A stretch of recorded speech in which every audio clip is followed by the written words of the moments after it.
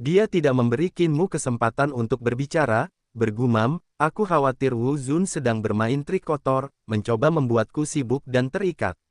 Ini semakin sulit. Tidak lama kemudian, Istana Emas Lulan akhirnya muncul di hadapan semua orang. Qin Mu memandang dari kejauhan dan melihat sebuah danau tiba-tiba muncul di padang rumput yang tak berujung. Danau itu beriak dengan ombak biru dan selebar lautan di padang rumput. Qin Mu memandang ke kejauhan dan samar-samar melihat bahwa di seberang danau terdapat gunung-gunung yang tak berujung, gunung-gunung itu ditutupi perak dan ditumpuk dengan salju. Dan di antara pegunungan yang menjulang tinggi, terdapat sebuah puncak keemasan. Qin Mu membuka mata dewanya dan mengamatinya, lalu menyadari bahwa itu bukanlah sebuah gunung emas, melainkan sebuah istana emas yang megah.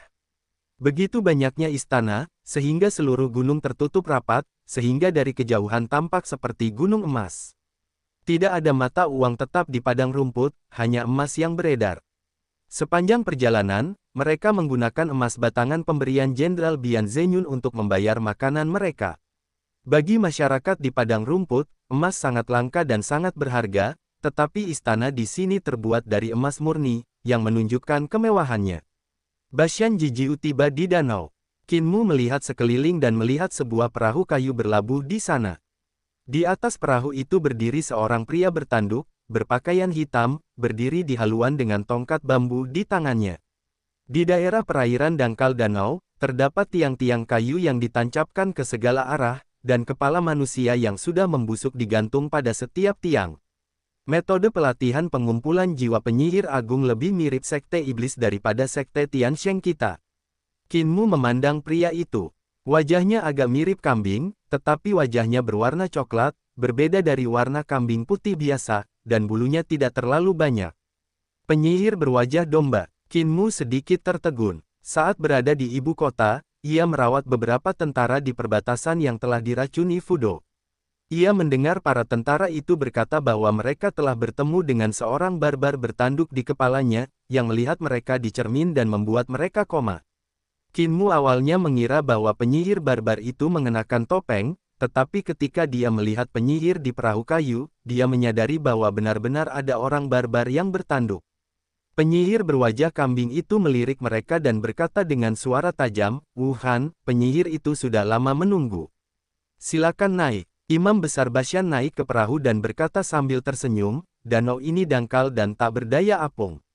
Bahkan sehelai bulu pun yang mengapung di atasnya akan tenggelam ke dasar. Kita harus mengandalkan perahu-perahu istana emas Lulan untuk menyeberang. Ayo kita naik." Qin Mu dan Ling Yuxiu naik ke perahu kayu, Qing Niu dan Hu Linger juga ikut naik. Penyihir agung itu memandang Qin Mu dan Ling Yuxiu, mencibir, lalu mendayung perahu ke seberang. Ling Yuxiu tersenyum dan berkata, "Kalau kita tidak bisa berjalan melintasi air lemah, tidak bisakah kita memutarinya? Kita juga bisa terbang di atasnya." Penyihir barbar itu mencibir, "Terbang ke sana. Coba udara di sini dan lihat apakah kau bisa terbang." Udara di sini mati. Udaranya mati. Ling Yuxiu bingung. Sapi biru di sampingnya berkata dengan suara teredam, "Udara di sini memang mati. Kita tidak bisa terbang." Ia pandai mengendalikan angin dan guntur, dan bisa merasakan bahwa udara di sana sama sekali tidak mengalir. Ketika orang biasa bernapas, menghirup, dan mengembuskan napas, udara mengalir. Jika udara tidak mengalir, ketika ia menarik napas, udara di bawah lubang hidung akan terhisap keluar, membentuk ruang hampa. Udara di sebelahnya tidak dapat mengisi kembali lubang hidung, dan ia tentu saja akan mati lemas. Hal serupa terjadi di danau air lemah. Udara di atas danau tertahan oleh kekuatan yang tak terjelaskan, benar-benar stagnan. Hanya ketika perahu kayu meluncur maju, dan orang-orang di dalamnya ikut bergerak, mereka merasakan perbedaan pernapasan. Namun, jika perahu berhenti, udara di bawah hidung mereka akan tersedot sepenuhnya, dan seiring waktu, mereka pasti akan mati lemas. Sekalipun ia menggunakan teknik terbang, mustahil untuk terbang di atas danau. Teknik terbang tersebut membutuhkan getaran udara untuk menciptakan gaya ke atas. Namun, getaran udara di sini hanya akan menciptakan ruang hampa, sehingga mustahil untuk terbang. Hu Linger juga mencobanya dan menemukan bahwa mantra untuk memanggil angin dan hujan tidak berguna di sini. Dukun Agung Barbar terkekeh dan berkata, bukannya mustahil untuk mengelilinginya. Tapi danau air lemah terlalu lebar. Butuh 2 hari untuk mengelilinginya. Dan begitu kau memasuki pegunungan bersalju, tidak banyak orang yang bisa keluar. Ling Yuxiu tercengang. Qin Mu diam-diam mengaktifkan mata langit ilahinya, mata langit biru, dan mengamati langit. Samar-samar ia melihat selubung kabut yang hampir tak terlihat menutupi seluruh permukaan danau. Ia tak bisa menahan diri untuk bertanya-tanya, selubung ini pasti yang menghalangi udara, kan? Kain kasa ini tidak bisa disentuh, tapi memang ada. Saya rasa itu batasan yang disebutkan Bashan Jijiu. Tanpa sengaja ia melirik ke bawah air, jantungnya sedikit berdebar kencang saat melihat dasar danau yang dipenuhi tulang-tulang putih, terbenam hingga ke dasar. Ling Yuxiu pun ikut melihat ke bawah dan menjerit pelan. Bashan Jiji berkata, mereka adalah budak-budak yang digunakan para penyihir untuk melatih sihir mereka. Qin Mu merasa ngeri. Penyihir berwajah domba mendayung perahu dengan sangat cepat. Ia memiliki metode rahasia unik yang memungkinkannya bergerak maju mundur di danau secepat angin. Bahkan air yang paling lemah pun tak mampu menenggelamkan perahu. Tak lama kemudian, perahu kayu itu berlabuh di kaki pegunungan bersalju. Penyihir berwajah kambing itu terkekeh dan berkata, "Wuhan, silakan masuk." Bashan Jiji tersenyum tipis dan berjalan menuju Gunung Emas. Berbunyi. Dari pegunungan, suara trompet yang panjang dan dalam bergema, suaranya begitu merdu hingga menggetarkan gendang telinga dan dada. Di kejauhan, longsoran salju meletus dari pegunungan bersalju, bergemuruh dan menambah kesunyian suasana. Bashan Jiji tertawa terbahak-bahak, mengalahkan suara trompet dan gemuruh longsoran salju. Qin Mu dan yang lainnya tidak merasakan sesuatu yang aneh, tetapi orang-orang di gunung terkejut oleh tawanya dan darah mereka mendidih. Darah mengalir deras ke kepala mereka, dan kepala mereka membengkak seolah-olah akan meledak dan tak tertahankan. Pada saat ini, sebuah suara berat terdengar dari gunung, kultivasi Wuhan sungguh dahsyat, bahkan lebih dahsyat dari sebelumnya. Kenapa kau harus memamerkan kekuatanmu sejak awal?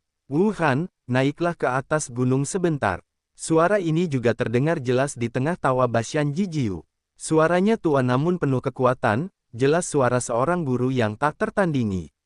Karena Wu Zun sudah bicara, tentu saja aku harus patuh. Namun, aku di sini untuk memblokir gerbang gunung, bukan untuk mengenang masa lalu. Bashan Jijiu berbicara dengan suara tua dari jauh dan berkata dengan santai, saya akan naik gunung sekarang. Qin Mu mendongak dan melihat tangga emas yang mengarah ke atas gunung. Namun, tak jauh dari sana, terdapat portal emas besar tanpa pintu. Gerbang ini seluruhnya terbuat dari emas, tingginya lebih dari 10 kaki dan lebarnya lebih dari 20 kaki, dan bertatahkan batu-batu mulia dan mutiara, sungguh sangat mewah. Saat itu, si tukang daging datang ke sini bersama pendeta kepala gunung, dan memblokir gerbang gunung selama 3 bulan. Ia mengalahkan para talenta muda di Istana Emas Lulan dan mengalahkan semua master yang datang dari segala penjuru padang rumput setelah mendengar berita itu. Oleh karena itu Bashan Jijiu dihormati sebagai Kaisar Wu oleh padang rumput. Si tukang daging juga telah bertempur dalam ratusan pertempuran, besar maupun kecil, dan mengalahkan semua generasi tua di Istana Emas Lulan, sehingga mendapat reputasi sebagai Han Surgawi dan Kaisar Surgawi. Bashan Jiji membawa mereka ke gerbang gunung, di mana mereka melihat banyak penyihir hebat sudah menunggu. Ada juga beberapa orang kuat di padang rumput yang bukan murid Istana Emas, tetapi juga berjaga di sana. Mereka pasti tokoh-tokoh terkenal di padang rumput yang datang ke sini setelah mendengar berita itu. Hebat, teriak pendeta kepala Bashan. Banteng hijau itu meraung pelan, dan tubuhnya tiba-tiba membengkak, otot-ototnya menggembung, dan tubuhnya semakin tinggi, berubah menjadi monster berkepala banteng dengan tubuh dan otot yang ganas. Ia melangkah ke kaki gerbang gunung emas, mengangkat bahu, dan mencabut gerbang gunung yang sangat berat itu. Penyihir barbar dan orang-orang kuat di dekatnya semuanya tercengang. Bashan Jijiu berkata dengan tenang, kirim aku ke gunung. Hati Qin Mu sedikit terguncang, dan ia tahu niat Bashan Jijiu. Memblokir pintu di kaki gunung akan menyulitkan untuk memasuki jantung Istana Emas Lulan. Dan membawa pintu itu ke atas gunung dan memblokirnya di depan aula utama Istana Emas akan memudahkan untuk mencuri tubuh bagian bawah si tukang daging.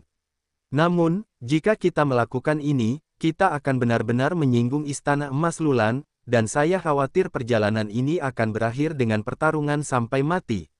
Jika mereka masuk jauh ke dalam Istana Emas Lulan, orang-orang kuat itu akan menghalangi jalan menuruni gunung dan mereka dapat dihentikan, yang akan sangat merugikan.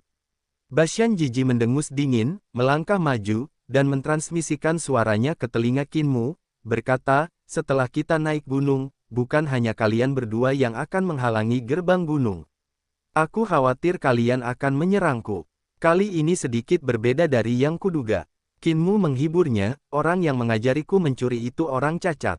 Dia sungguh hebat. Kenapa dia timpang? Tanya Bashan Jijiu. Kinmu ragu sejenak, lalu menjawab dengan jujur, sepertinya dia tertangkap basah mencuri dan salah satu kakinya dipotong.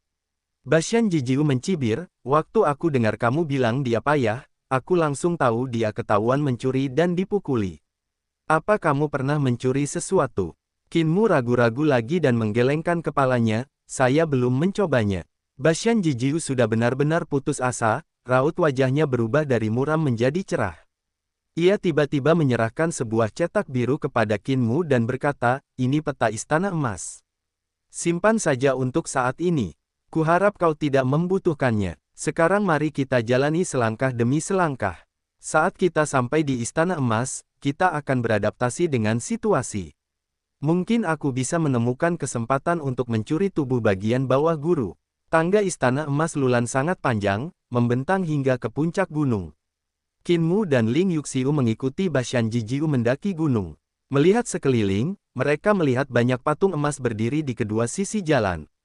Setiap patung sangat aneh, seperti manusia tetapi bukan manusia, seperti iblis tetapi bukan iblis, seperti dewa tetapi bukan dewa, dan memiliki karakteristik manusia, dewa, dan iblis, dengan segala macam penampilan yang aneh. Berjalan di jalan seperti itu membuat orang merasa tertekan. Bahkan Hulinger, yang suka bertengkar dengan King Niu, tampak diam saat ini. Hanya langkah kaki King Niu yang berat yang terdengar. Kinmu menoleh ke belakang dan melihat orang-orang kuat di padang rumput dan penyihir barbar itu bermata menyala-nyala tetapi mengikuti mereka tanpa mengucapkan sepatah kata pun. Di depan kami, perlahan-lahan muncul banyak istana emas. Di bawah istana-istana ini berdiri beberapa orang yang tampak aneh. Ada yang bertanduk di kepala, ada yang bersayap di punggung, ada yang berkepala binatang, dan ada yang berekor ular. Tapi mereka bukan iblis. Iblis memiliki aura iblis, seperti Hulinger. Meskipun aura iblis King Niu sangat lemah, ia masih memilikinya. Namun tidak ada roh jahat dalam orang-orang aneh ini. Hulinger dan King Niu berubah menjadi manusia, tetapi orang-orang kuat di Istana Emas Lulan tampaknya berubah menjadi non-manusia. Ini adalah konsep kultivasi yang berbeda antara Sai Wei dan Yan Kang. Bertransformasi menjadi non-manusia dan mendekati dewa dan iblis berarti menjadi penyihir hebat. Namun, masih ada beberapa orang yang berwujud manusia biasa. Mereka seharusnya dapat mengendalikan tubuh mereka dengan bebas, berubah dan menarik diri sesuka hati, dan memiliki kekuatan supernatural sesuka hati. Di depan istana-istana ini juga terdapat banyak sangkar, berisi orang-orang compang camping, yang seharusnya menjadi bahan bagi para penyihir Istana Emas Lulan untuk berlatih. Wajah Ling Yuxiu sedikit berubah, dan dia merasa marah, mereka adalah orang-orang kerajaan Yan Kangku. Kinmu berkata dengan nada datar, negara Yan Kang juga menculik penduduk Daksu dan menggunakan mereka sebagai budak. Tubuh Ling Yuxiu sedikit gemetar, tetapi dia tetap diam. Tuan, mereka tidak hanya menggunakan manusia untuk berlatih, tetapi juga menangkap suku iblis. Hulinger mengerutkan bibirnya, dan Kinmu menoleh dan melihat bahwa memang ada beberapa monster yang terkunci dalam beberapa kandang. Bashan Jiji berkata, kultus penyihir memiliki teknik unik yang menggunakan jiwa untuk mengolah dan mengubah struktur tubuh. Misalnya, dengan menyerap jiwa burung, sayap dapat tumbuh, atau kepala burung dapat tumbuh dari tengkorak. Dengan menyerap jiwa domba, tubuh juga akan berubah menjadi tubuh domba. Mereka yang telah mengembangkan kekuatan supernatural disebut penyihir agung. Mereka yang belum mengembangkan kekuatan supernatural disebut penyihir, dan mereka yang mencapai alam surga dan manusia disebut raja penyihir. Istana Emas Lulan adalah tempat suci dalam kultus penyihir. Teknik di sana disebut Sutra Wuzun Luluo, yang sangat luar biasa.